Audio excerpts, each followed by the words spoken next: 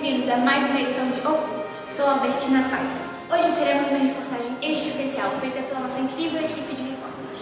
Ela se trata de um grande problema no nosso dia a dia, a poluição. Vamos ver o que os nossos repórteres têm a dizer sobre isso. Com você, Albertina. Boa tarde, Albertina. Boa tarde a todos. Estamos aqui no Rio de Janeiro falando sobre um problema que é muito comum, que é a poluição sonora.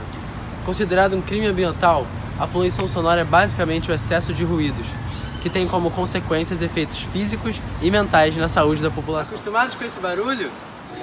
Isso é um grande exemplo de poluição sonora. E tem vários outros, como transportes urbanos, construções e aparelhos de som. Como moramos em uma cidade grande, estamos tão acostumados que muitas vezes esses tipos de poluição sonora passam despercebidos no nosso dia a dia. Porém, eles podem causar muitos efeitos na qualidade de vida. Falando em aparelhos de som, sabia que o Brasil é o quarto país que mais consome headphones no mundo inteiro? O uso frequente desses aparelhos pode causar graves consequências e até perda de audição em crianças e adolescentes. Isso mostra como até produtos tecnológicos são um tipo de poluição sonora. Agora que nosso repórter Valdinei nos explicou o que é a poluição sonora, você deve estar se perguntando como fazemos para resolvê-la. Bem, por mais que esse tipo de poluição possa causar efeitos negativos na população brasileira, não há nenhuma legislação federal específica para combater esse tipo de poluição. Porém, cidades brasileiras vêm inventando novas maneiras de combater a poluição sonora. Esse é o caso de Fortaleza, no Ceará. Em 2017, o município instituiu a Lei de Silêncio. Esta lei fiscaliza a poluição sonora e impõe limites para o barulho de acordo com o horário diferente ao longo do dia. Qualquer um que ultrapassar o limite pode ser multado de acordo com a gravidez de sua infração. Os habitantes de Fortaleza também podem usar o Disque Silêncio, pode ligar para o número e denunciar qualquer infração à Lei de Silêncio. A Prefeitura do Rio de Janeiro também achou maneiras de fiscalizar a poluição sonora na cidade.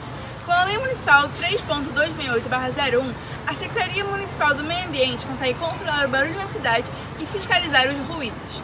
Se você quiser contribuir para a diminuição da poluição sonora na cidade, guarde o número da Central de Atendimento do Rio de Janeiro. Sempre que você encontrar um ruído intensificado, ligue para este número e denuncie. O acúmulo de lixo também é outro grande problema nessa cidade.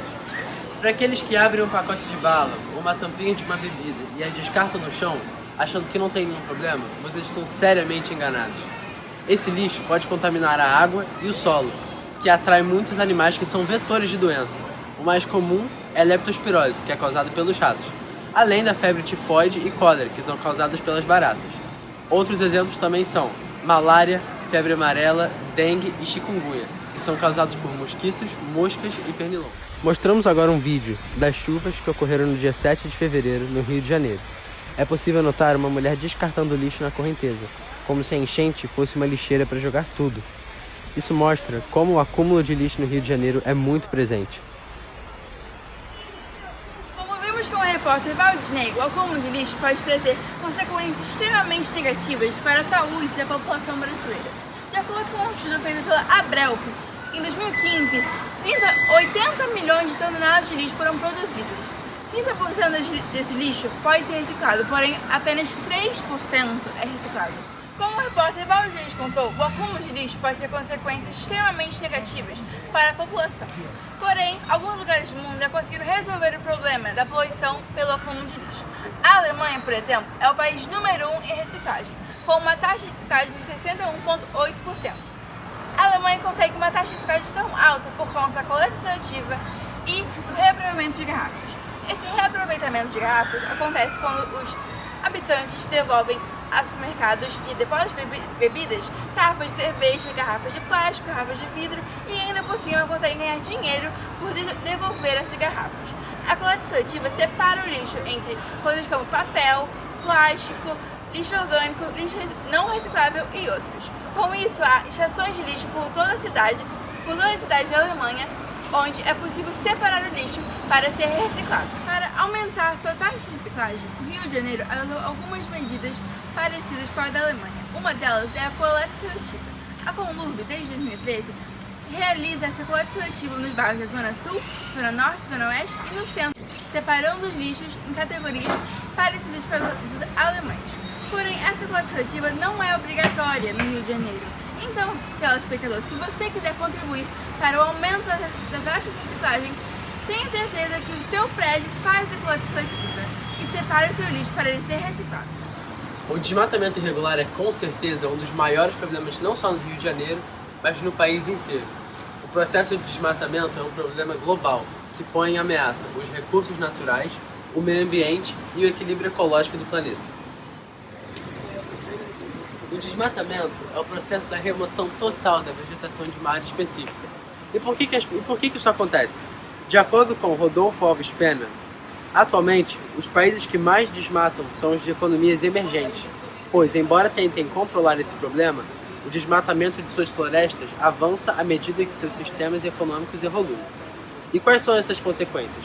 Primeiro, temos o esgotamento dos solos com os processos de erosão e desertificação.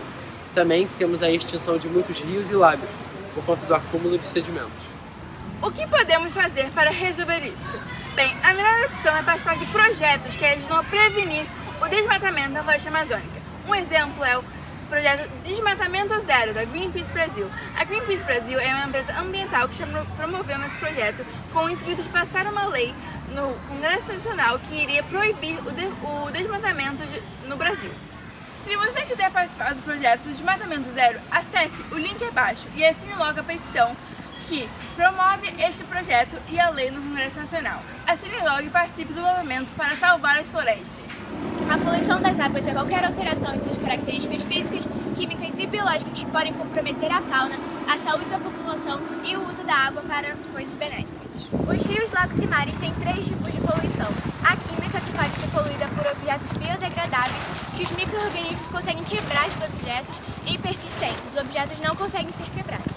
Fisicamente, pelos lixos sólidos e biologicamente pelos organismos patogênicos. Esses 3 tipos de poluição podem causar várias consequências para os rios e lagos, como a eutroficação, porque os agrotóxicos são lançados nos rios e lagos e depois eles causam a proliferação de algas, o que causa a eutroficação dos lagos, o que não dá espaço para a vida nos rios e lagos.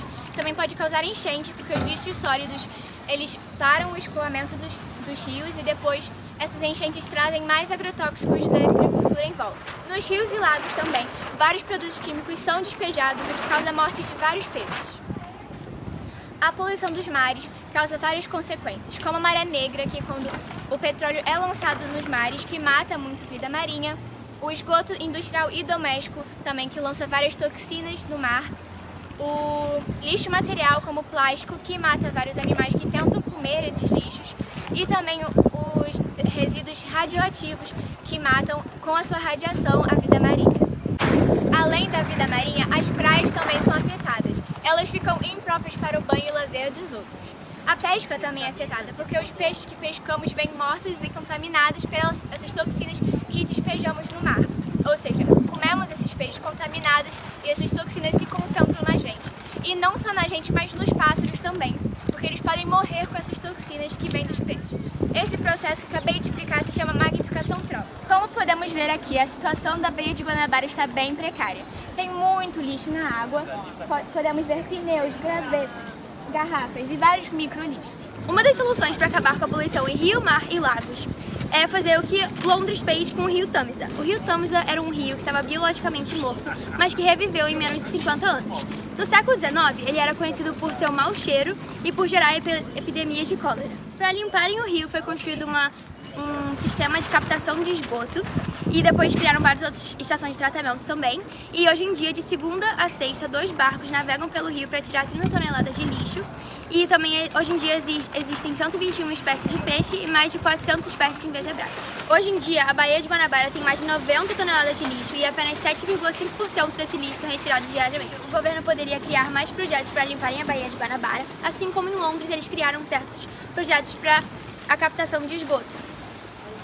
Então a gente precisa instalar mais projetos para cada vez mais a Baía de Guanabara ficar mais limpa. A poluição do ar e a introdução de qualquer substância que, devido à sua concentração, pode ser nociva ou prejudicial à saúde da população e ao meio ambiente. O ar pode ser contaminado por gases, líquidos, partículas sólidas em suspensão, material biológico e até mesmo energia. O ar pode ser poluído por atividades naturais, como a liberação de gases tóxicos pelos vulcões, a poeira de deserto, decomposição e a liberação de metano pela digestão de animais. Porém, as atividades humanas são as mais poluentes, como a industrialização, que solta dióxido de carbono na atmosfera, as queimadas, que soltam o mesmo gás, veículos e queima de combustíveis fósseis, a mineração, o uso de aerossóis e o uso de energia elétrica. Outra solução, mas que dessa vez beneficiou a poluição atmosférica, é fazer o que a Alemanha fez, que mesmo tendo pouca radiação solar, optou pela energia solar. Desde 2000, o governo vai incentivando as pessoas a instalarem placas solares em seus tetos de casa,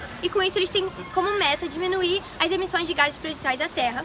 Além dela também ser mais barata, ela é uma solução para o problema de depósito de lixo radioativo. Eles encaravam diversos desafios para poder abandonar o carvão e as usinas nucleares, e escolhendo a energia solar ajudou eles a se superarem isso. A maioria do Brasil usa energia hidroelétrica e ela, assim como a solar, não afeta ou polui o meio ambiente. Isso é uma coisa boa que o Brasil escolheu porque acaba não poluindo muito. Foi isso por hoje, telespectadores. Até a próxima.